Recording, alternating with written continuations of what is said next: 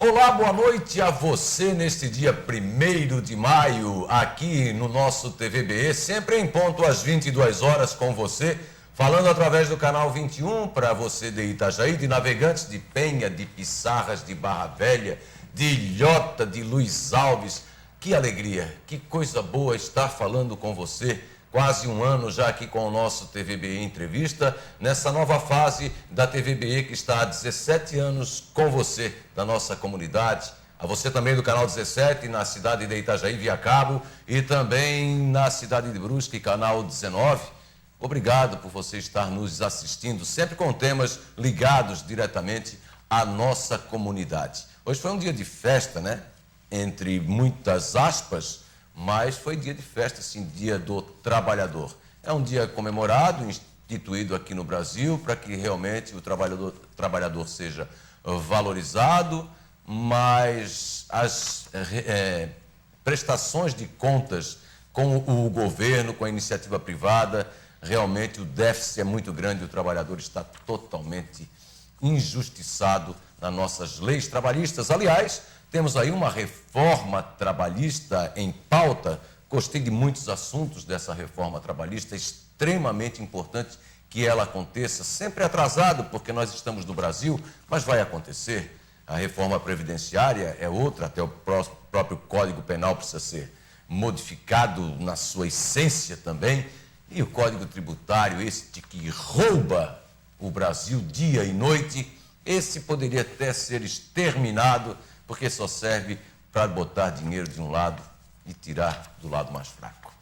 Mas nosso programa, como sempre, ligado, como falei, em causas importantes que são diretamente ligadas à nossa sociedade, à nossa comunidade. Você aguarda esse momento aí, sempre 10 horas da noite aqui conosco, para que a gente possa trazer um tema interessante. E hoje não é diferente.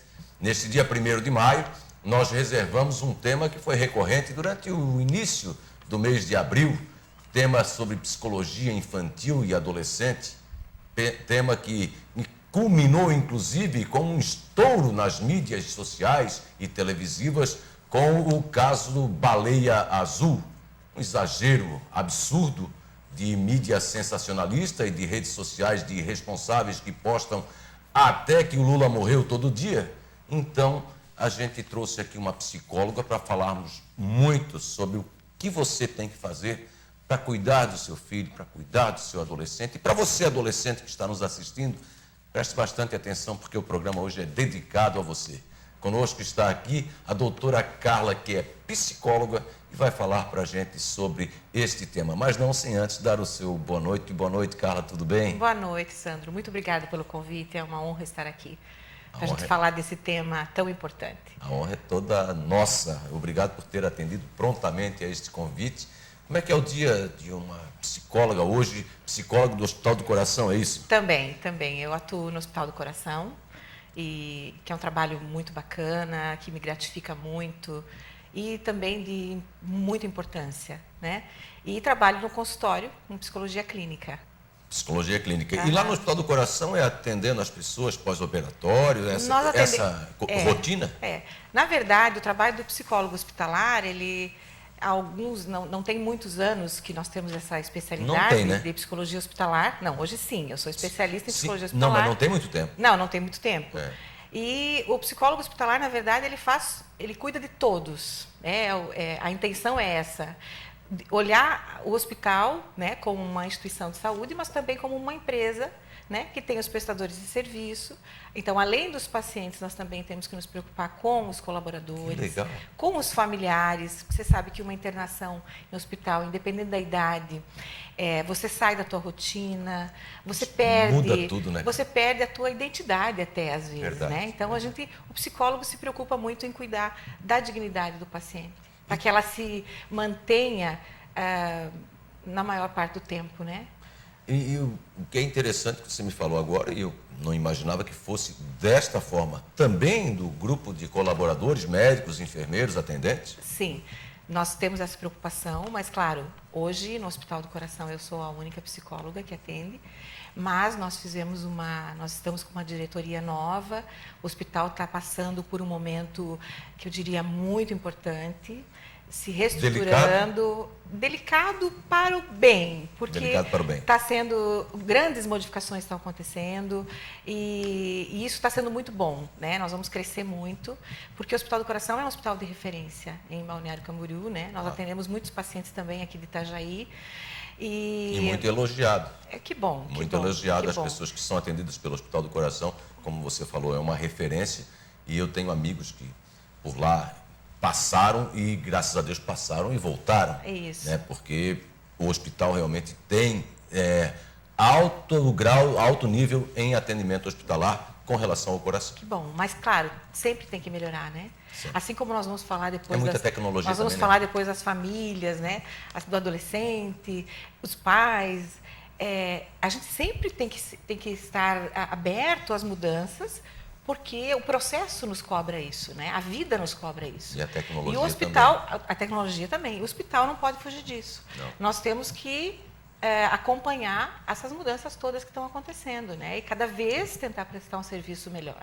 Então, eu estou muito satisfeita, acho que o trabalho é muito bom e, como eu estava te falando, uma importante iniciativa que nós conseguimos agora, no início do ano, foi abrigar estagiários da universidade dentro do hospital, de psicologia. Agora que está acontecendo isso? Está acontecendo agora. Então, nós estamos com um grupo de estagiários e eles estão atendendo, nós montamos um consultório clínico dentro do hospital, exclusivamente para atendimento dos nossos colaboradores. Então, os nossos funcionários têm psicólogo gratuitamente para atendê-los, porque você sabe que o hospital é um trabalho que eu não sei. Exige muito.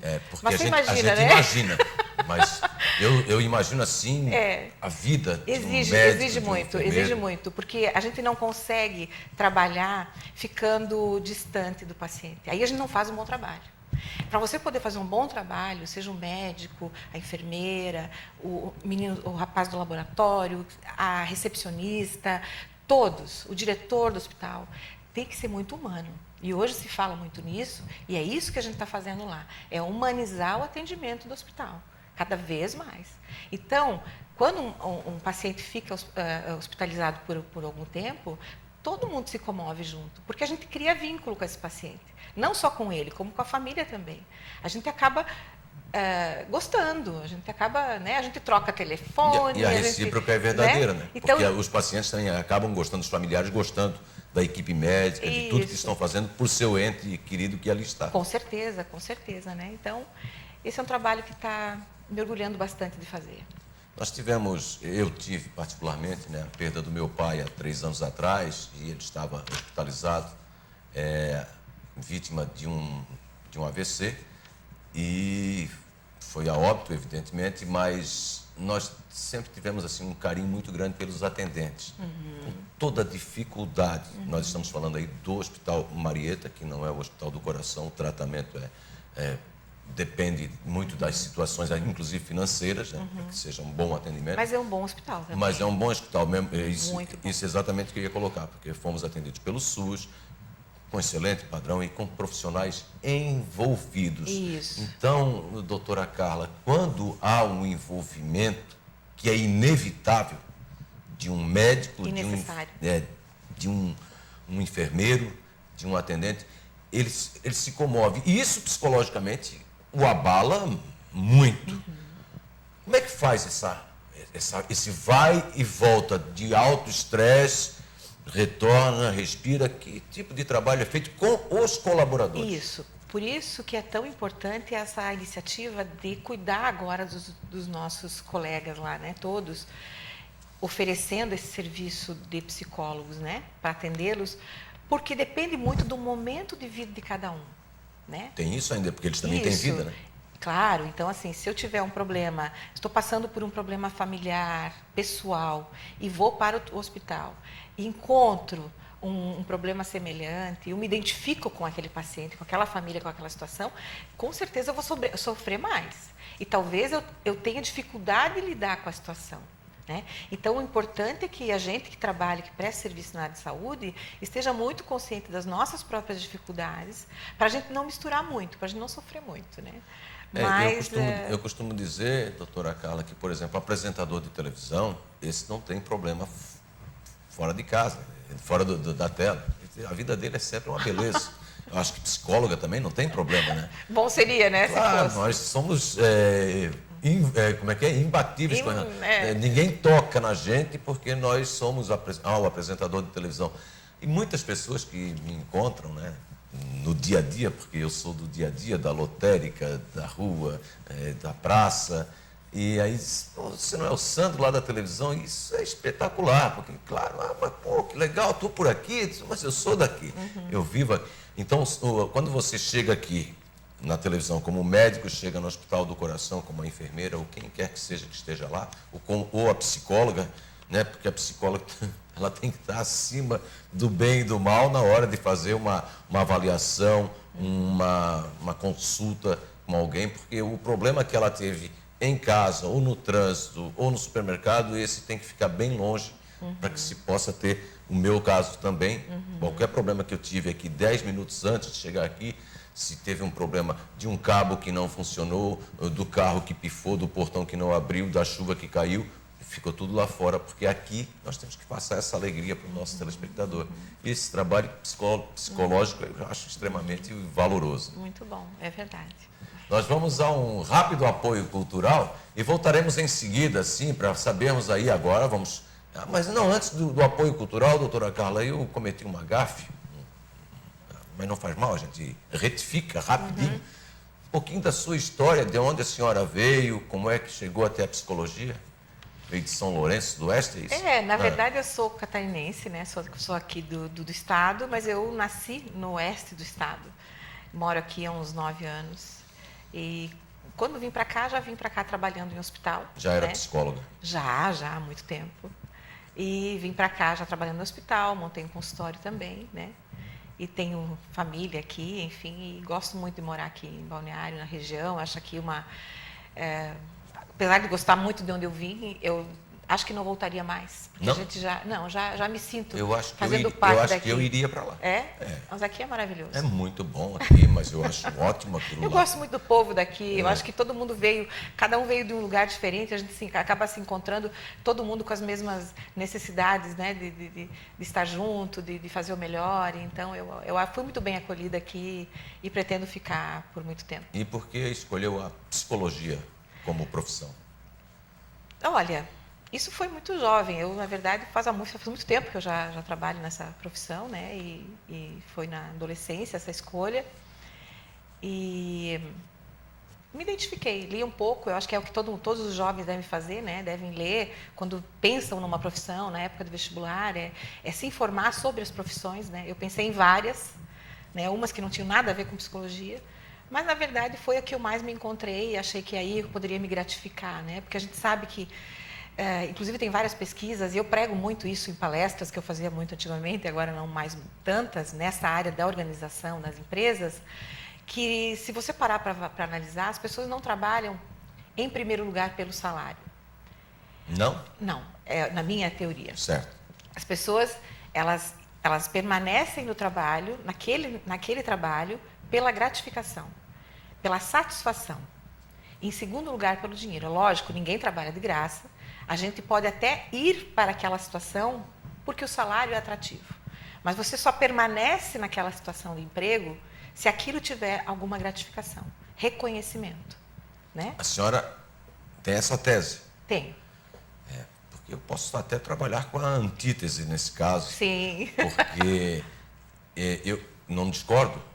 Aquele que tem a oportunidade de estar num trabalho gratificante, melhor que receba salário ainda por cima. Mas eu vejo uma situação bastante diferenciada, inclusive em relações humanas, com relação a isso. O preço, hoje, o ser humano está tão deteriorado nos seus valores familiares e todos os outros valores, que tudo tem um preço. Sim. Eu vejo que tudo tem um preço, inclusive uma relação romântica, amorosa, ou o que quer que seja o nome que se dê, uma relação de cumplicidade, ela se desgasta se você não estiver sustentando essa própria relação, muitas vezes, com o ter. Porque hoje você somente ser, como há muito tempo nunca teve tanto valor assim na relação humana, né, para o patrão empregado muito menos, Mas qualquer tipo de relação, se você não tem, você deixa de ser. No meu ponto, é a minha antítese nesse caso. Sim, porque toda vez que eu falo isso, as pessoas sempre têm todo mundo fica assim, não é verdade isso. Então a minha reação foi normal? Normal, para mim é normal muito as bem. pessoas questionarem. Mas se você for avaliar, você vai dizer, Carla, tem muita gente que não pode sair do emprego. É óbvio, nós estamos vivendo uma época, inclusive, de uma crise no país e de desemprego, né, um índice de desemprego altíssimo, como não se via há muitos anos. Então, claro que se eu conseguir um emprego, eu vou manter. Mas aí é que entram os problemas, né? Por que as pessoas estão com tanta depressão? Por que as pessoas estão adoecendo tanto? Né? Pelas frustrações, às vezes. Mas são as frustrações. E também as frustrações do trabalho. São as frustrações porque também. Eu estou sendo maltratada, porque não está bom para mim, mas eu não posso pedir demissão.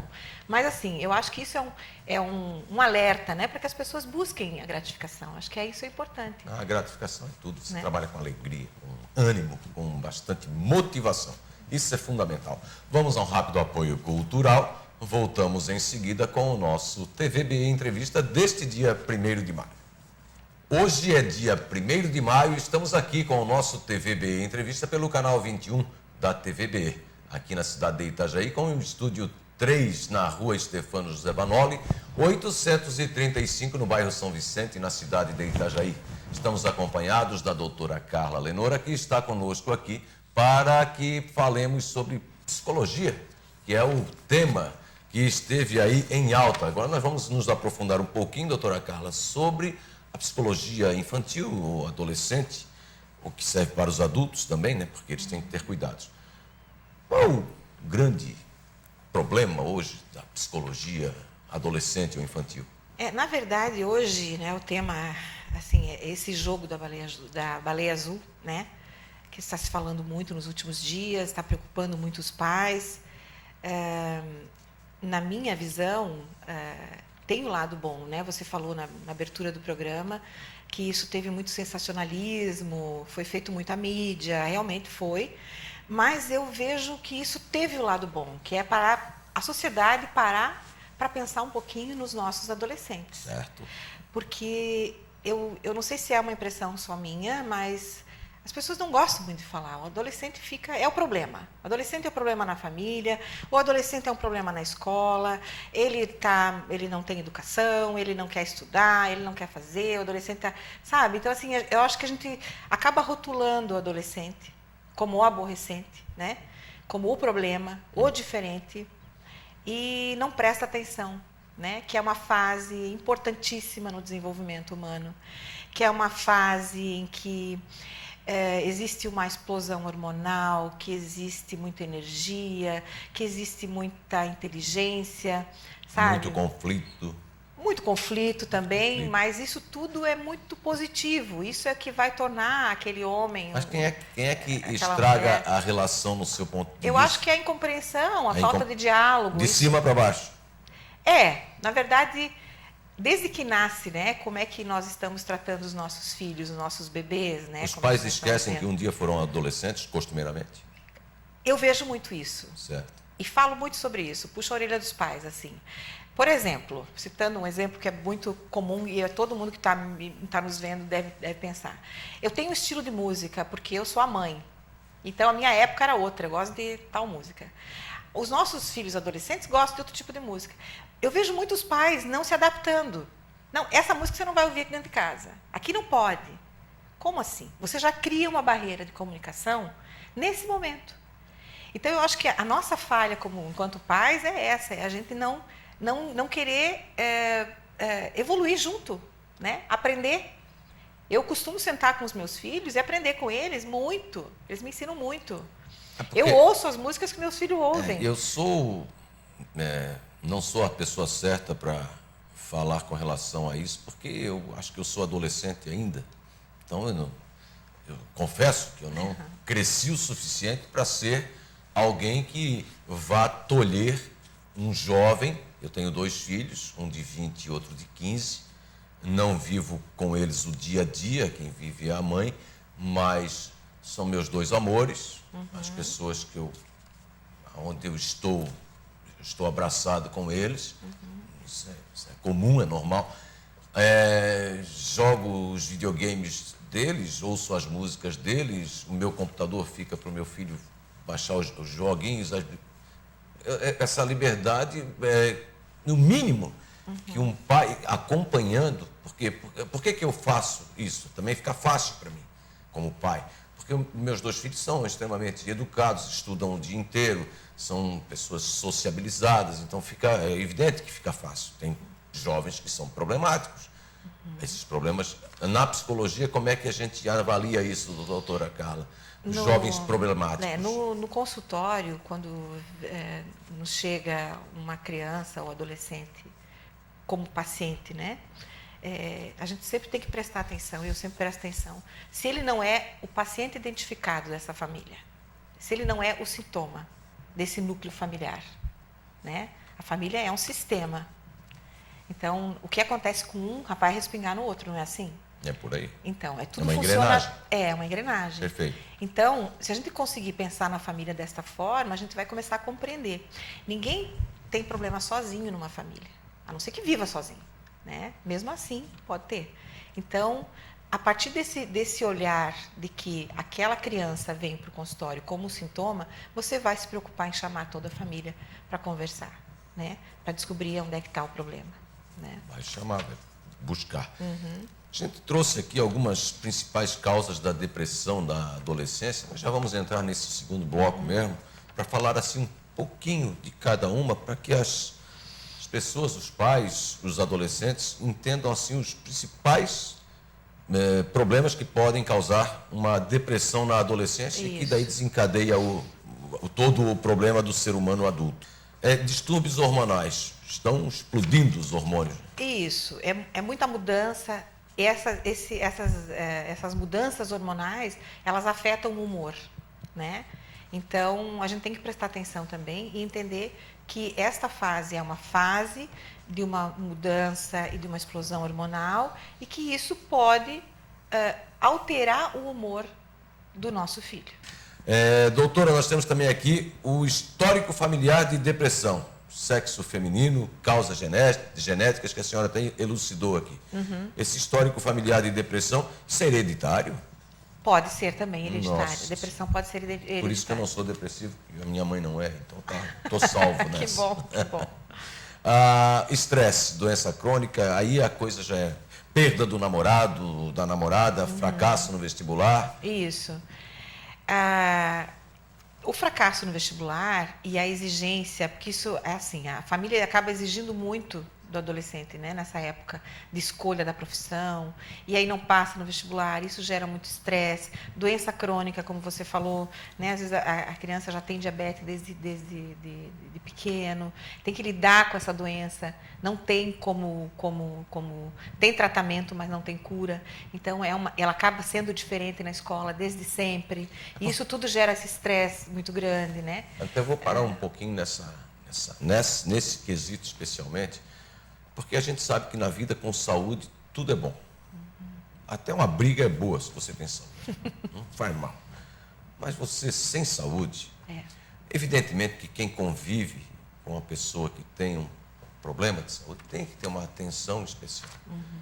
Tem que ter sensibilidade. Isso. Né, de saber. Acaba afetando a família toda, né? Como a gente porque falou. Você ir dormir sabendo que não vai acordar amanhã, sabendo quais serão as minhas dores amanhã, qual o médico que eu vou consultar amanhã, qual a solução que ele vai me dizer e não tem cura. Isso é extremamente depressivo e estressante. Estressante. É natural, né? Que seja com assim. certeza. Necessidade de sucesso, ser perfeito, isso aí o jovem se cobra muito. Nós estamos vivendo um momento que todo mundo se cobra muito. Todo mundo se cobra. Você tem que ser perfeito. Você tem que estar sempre E bem. como se cobra, doutora? Nossa. Então, assim, isso está respingando também nas nossas crianças, nos nossos jovens, e essa busca da perfeição, né? Que eu não posso errar, que eu tenho que acertar sempre. Isso tudo é muito evidente na adolescência. Muito evidente. E aí tem os problemas dos pais, né? Que eu volto a falar de novo. Qual é o modelo que a gente quer? Porque, na verdade, as pessoas querem estar num modelo. Então, antes, quando você comentava dos seus filhos, você diz, não, meus filhos são ótimos. Né? Então, eu não tenho problema de lidar porque eles são ótimos no teu modelo. no teu modelo, né? Tem pais que exigem mais. Então, pode ser que para mim, no meu, como mãe, eu posso dizer, não, mas não é bem assim, eu não acho, né? Sim. E a tua expectativa, tanto ela pode ser para menos, como pode ser muito alta. Mais do que aquilo que ele pode dar. Então, eu insisto sou suspeito muito, a falar sobre isso também, porque eu entendo de forma diferente. Porque o amor de um pai por um filho, claro, ele é imutável. Isso. Se o filho não for um piloto de avião famoso, o que vai mudar isso pelo amor que você tem pelo seu filho? Isso. Mas aí tem pais e pais. Tem pais que não sempre querem mais. Não tá bom, né? E não é só como pai, como mãe, mas às vezes são assim na vida mesmo, né? Buscam sempre a perfeição. Porque essa cobrança pode ser positiva, como pode ser negativa. Isso, né? Exatamente. Isso gera estresse, né? Isso gera problemas com baixa autoestima, né? Porque acaba aquela criança, aquele adolescente pensando que nunca tá bom, que os meus pais não gostam de mim. A gente ouve muito isso. Porque eu não sou como ele quer que eu seja, né? Isso é uma causa de depressão. Nós temos aqui também, temos condições, expectativas reais sobre si mesmo, que é mais ou menos isso que a gente está falando. Que a gente falou. Ainda para a gente encerrar esse segundo bloco, com relação a esses sintomas aqui, e que eu acho extremamente rotineiro esse se cobrar mais do que necessário, as mídias sociais, a internet, a televisão, o exagero que existe hoje, ele é uma causa seríssima de depressão, no meu ponto de vista. Todo mundo quer ser o Mark Zuckerberg, porque um dia ele criou o Facebook e agora todas as jovens querem criar o Facebook e ficar milionário com 26 anos. É verdade. Então, isso é um problema absurdamente sério, no meu ponto de vista. Isso é tema para muita discussão. Né? Ver uma criança de 13 anos, 14 anos, que não fala mais nada, tem um fone de ouvido e fica no celular dia e noite, que você pergunta o dia do aniversário do pai dele, ele não sabe, porque nunca se importou com isso. Isso é problema sério. Mas isso causado por uma fase tecnológica que invadiu, é o meu ponto de vista, né, doutora Carla? Então, eu fico muito sentido com tudo isso e não sei como lidar com isso, né? Como os pais possam lidar com isso, e os psicólogos também têm que se aprimorar para que possam realmente dizer o que... Porque antigamente a gente lidava com as crianças de uma forma diferente, né? Você ia jogar bola e 6 horas da tarde tinha que estar em casa, porque senão já apanhava e acabou. Agora não pode mais bater, não pode mais puxar a orelha, não pode fazer mais nada. Isso acabou com a responsabilidade e com o controle. Mas tudo isso é a minha tese. Nós vamos a um rápido apoio cultural e voltamos em seguida com o nosso TVB Entrevista. Aí nós vamos falar um pouquinho dos sintomas, né, dessa depressão da adolescência e como você pode identificar o porquê que seu filho está reagindo assim ou de outra forma. Voltamos em seguida.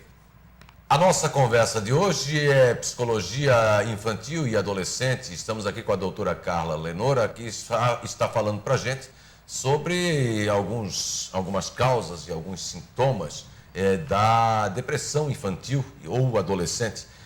E a doutora Carla já contou um pouquinho aí de tudo que a gente pode ver do que está acontecendo nesse mundo. Já conversamos bastante sobre nossos pontos de vista, mas eu tenho aqui, doutora Carla, os sintomas da depressão na adolescência, quero que você preste bastante atenção nisso. Por exemplo, o humor depressivo. A criança não sente alegria, o jovem não sente alegria de viver, prazer de viver, prazer de estar com a família, prazer de estar com os amigos. Uma apatia que, com certeza, e muitas vezes, é confundida com preguiça.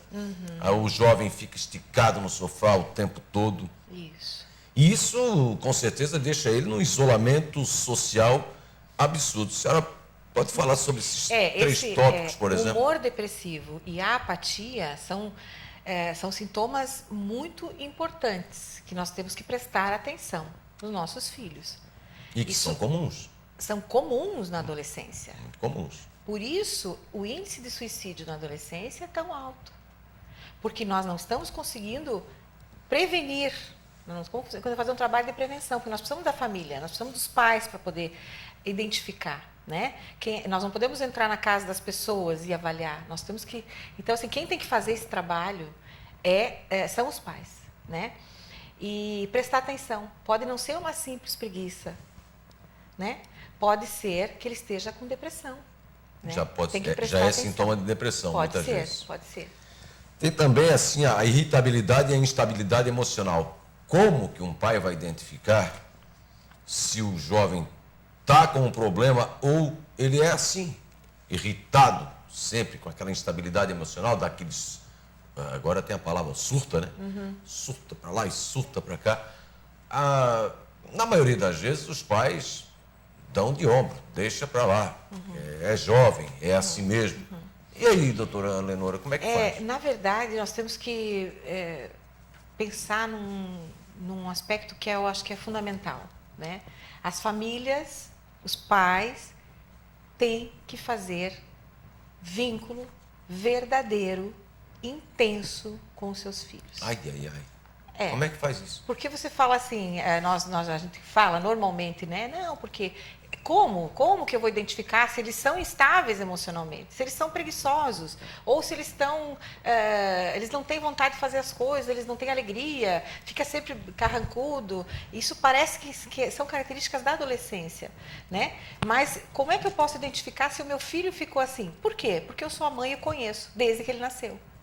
É isso que eu acho que é importante as mães pensarem.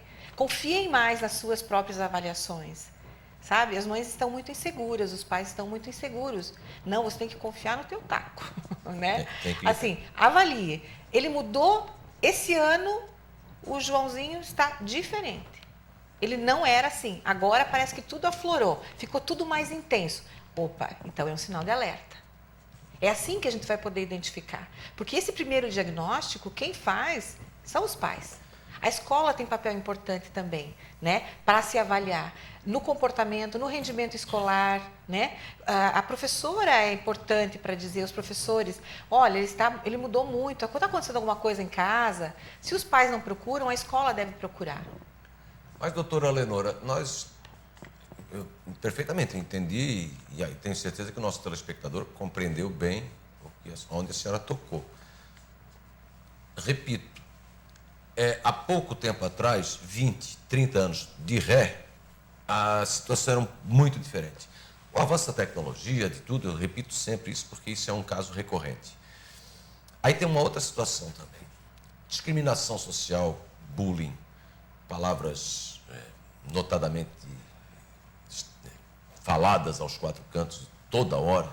Então você hoje não pode mais chamar um amigo preto de negrão, que se alguém escuta te processa, né, que eu acho um absurdo, evidentemente que a discriminação racial é ridícula, ela é fora do contexto, como a discriminação sexual. Qualquer tipo de discriminação.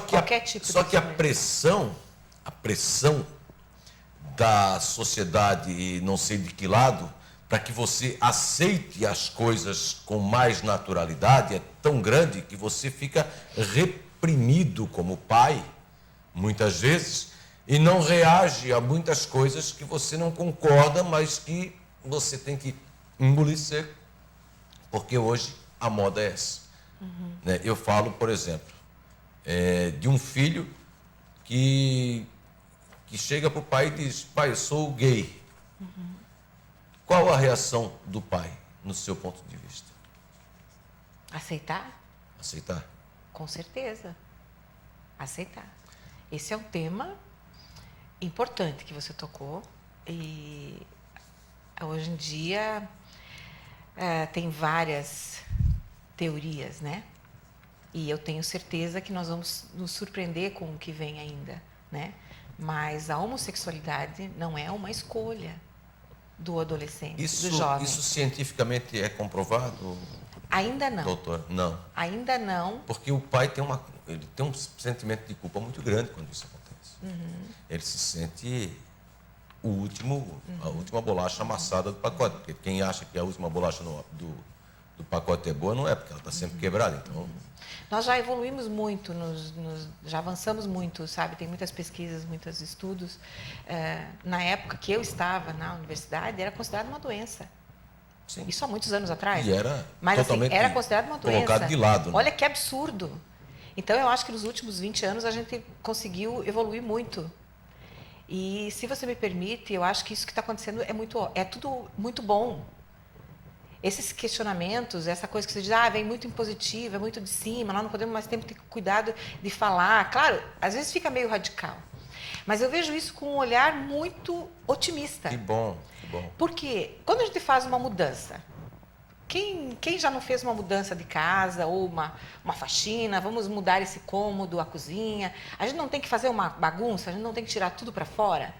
Essa sensação que eu tenho, que agora as coisas, tá todo mundo meio na bagunça. Tá tudo lá fora. Nós temos que achar, cada um tem que achar o seu espaço, né? Nós temos que aprender a lidar, porque eu estou falando que há 20 anos atrás, 20, 30 anos atrás, a homossexualidade era considerada doença. É muito pouco tempo. Então, nós temos que, às vezes, colocar as coisas desta forma mais impositiva agora, para se acomodar. Daqui a pouco, tudo fica mais natural. As pessoas estão aprendendo. Hoje, as crianças respeitam. É maravilhoso ir numa escola infantil e ver como as crianças lidam com toda a situação. As crianças lidam facilmente. Muito facilmente. E isso é a maior prova de que a resistência é nossa. Eu me assusto um pouco, a senhora está extremamente otimista. Eu sou muito otimista. Eu só toquei nesse assunto porque o meu filho, com 18 anos, ele chegou para mim, pai, eu sou gay. Uhum. E eu, na reação automática, rápida, eu falei para ele, meu filho, tu é o meu primeiro amor. O que tu escolher para a tua vida, eu estou te apoiando, estou junto contigo. E ele falou para mim, pai, eu não escolhi, eu nasci. Meu filho, eu não sei se eu acredito nisso, mas não importa. O que importa é que eu te amo e tu é o meu filho amado e vai ficar, e eu estou contigo, cara. É um caminho difícil, é um caminho que eu jamais gostaria que meu filho me dissesse uma situação dessa. Mas eu não vou jamais levantar nada contra isso. Segue a tua vida, que eu estou aqui junto contigo. Essa foi a minha reação. Me surpreendi com a minha reação. Porque eu fui tomado de surpresa, mas eu vi que eu estava naturalmente abraçando meu filho. Até quase instintivo, né? E ele isso é muito bom. É um querido, é um amado, e por isso que eu falo isso abertamente, porque ele, nós não temos nada para esconder de ninguém. Parabéns, Sandro, parabéns. Assim, você está falando isso agora aqui, eu acho muito importante e parabéns por essa reação. Eu que agradeço, e agradeço a vida do meu filho Arthur todos os dias.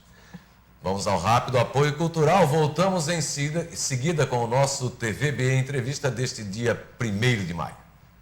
Estamos de volta com o nosso TVB Entrevista para esse nosso quarto bloco na conversa gostosa com a doutora Carla Lenora, que veio lá de Balneário Camboriú, ela que é psicóloga no Hospital do Coração, também tem o seu consultório, e está falando aqui sobre os problemas que a juventude e a adolescência e os pais vivem no dia a dia, até com depressão e vários problemas que acontecem durante a criação dos nossos filhos. É muito complexo criar filho, né, doutora? Muito complexo e muito bom. É bom, é gratificante. Muito que bom que a senhora acha bom. A gente aprende muito com eles. A gente aprende. Com certeza. Acho que o maior aprendizado da vida tem manual, né? são os filhos. Não tem manual? Então, por isso que é bom. Então, vai ter que descobrir. Vamos para frente. Ainda um pouco emocionados aqui com tudo que aconteceu no terceiro bloco, né, doutora Carla? A gente vai continuar falando um pouquinho aqui para encerrar o nosso trabalho dos sintomas da depressão da adolescência. Aí tem a alteração do sono, que não sei, às vezes o pai nem desconfia disso. A alteração de apetite, as crianças começam a comer igual aos loucos, ou deixam de comer, com anorexia e tudo mais. Dificuldade de concentração, é normal, mas tem que ficar esperto. E o uso de drogas. Tudo é uma cadeia de situações, né, doutora? Que tem também a automutilação, que aí nós podemos chegar até o baleia azul. Exatamente. E aí? Automutilação, o que eu tenho visto agora, que vi na internet, alguns desenhos, né, da baleia no braço, né? A gente pode chamar isso de escarificação. Escarificação. Né?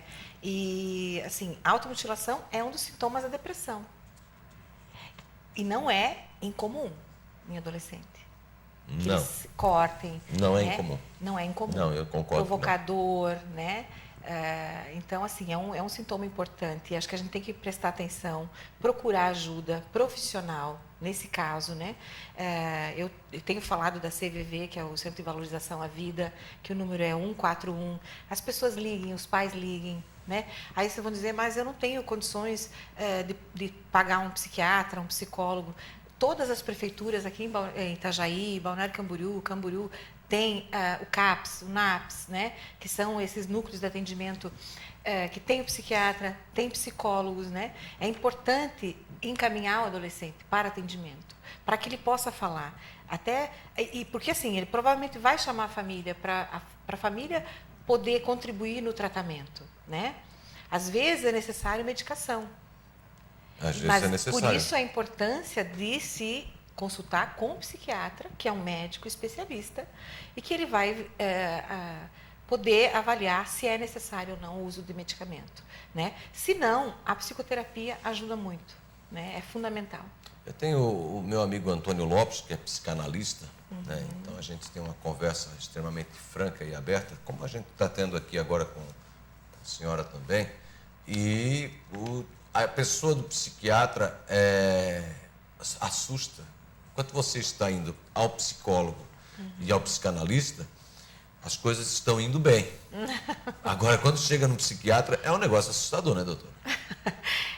No psiquiatra. No psiquiatra. Na verdade, isso é uma coisa que a gente tem que combater isso, né, a todo custo, porque é um profissional de extrema importância, Sim, né? sim.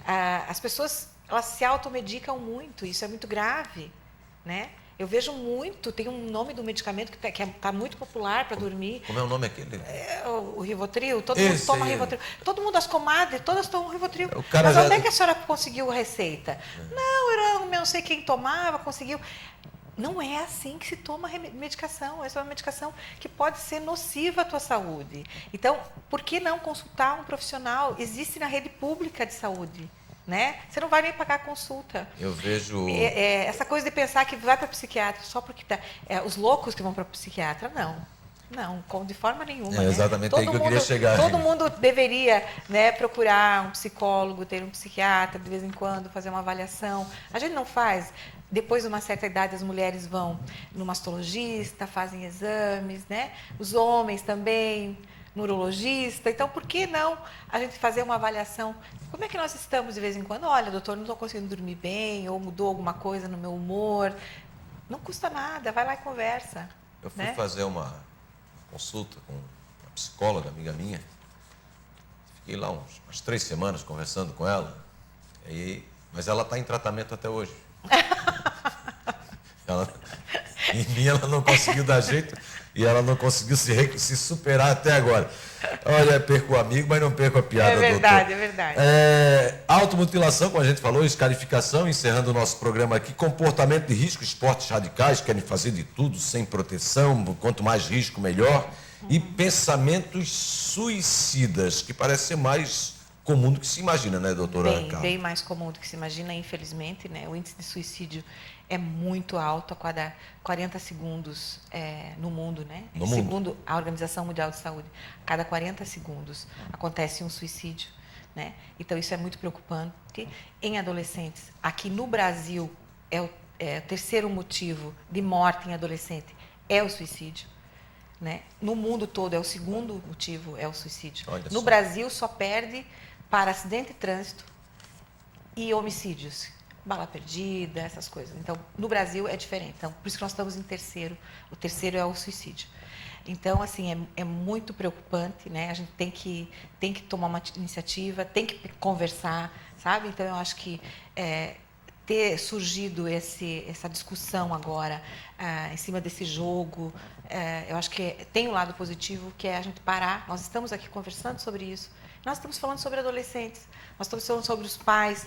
Os pais também têm as suas inseguranças, né? A gente tem que perder essa coisa que eu considero bastante ultrapassada, antiga, de achar que nós, pais, temos a última palavra e que nós somos perfeitos. Nós não somos perfeitos. Nós temos muitas imperfeições. Eu tenho muita imperfeição como mãe, né? Você também deve ter. Errado, é claro. Né? Então, assim, nós não podemos exigir perfeição. Nós não somos perfeitos. De vez em quando, meu filho vai fazer alguma coisa, ele vai dizer, mãe, você errou. E eu vou admitir, sim, filho, eu errei. Eu estou aprendendo. A cada dia nós estamos em construção, né? Nós estamos nos construindo. Esse Esse pensamento eu acho que é muito bacana. Isso ajuda os pais, tranquiliza os pais um pouco, né? Calma, respira, não saiam achando que também tudo é depressão. Tem momentos na vida que a gente fica triste, né? Que um bom bolinho quente da mãe na cozinha da mãe, né? Ou uma boa conversa com um amigo, isso ajuda a gente melhorar o nosso dia a dia, nos deixa melhor, não precisa tomar remédio, nem sempre precisa, né? Então, mas assim, vamos prestar atenção, né? Eu trabalho, quando eu falo de criança, eu costumo dar muito exemplo, assim, ó, a gente faz sem querer isso. Às vezes a gente valoriza só quem está fazendo errado. Então, se você pega 2 filhos numa mesma família, de quem a mãe vai falar mais?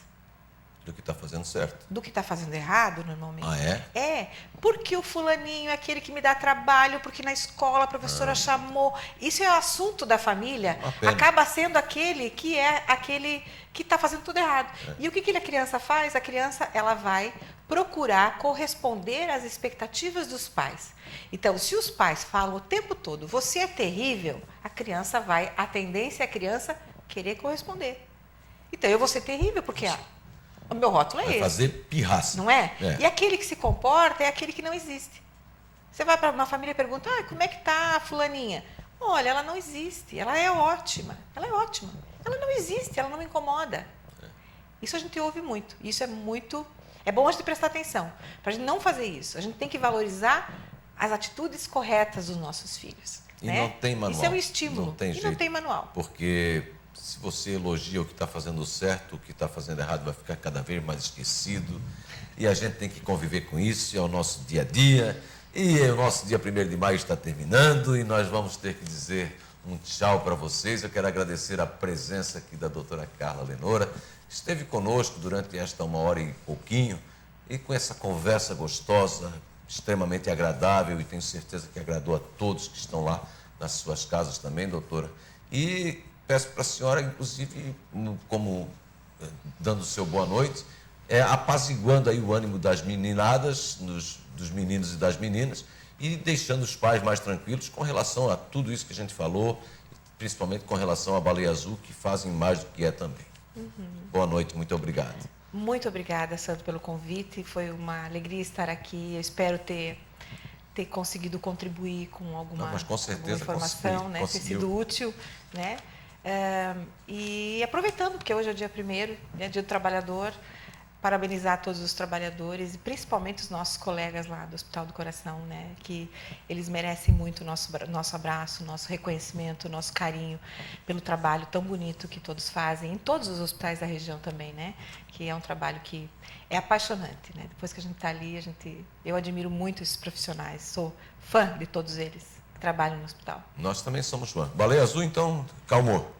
Vamos ficar ligados. Vamos ficar ligados, vamos acompanhando, né? Existem, então, acontecendo muitas conferências, muitos simpósios dos psicólogos, nas escolas, muitas iniciativas importantes de contra-jogo, o jogo da baleia rosa. Isso tudo é muito positivo, né? E vamos acompanhando para ver o que está acontecendo. Mas eu acho que, no final da história, nós vamos todos sair ganhando. O bem vence sempre o mal. Com certeza.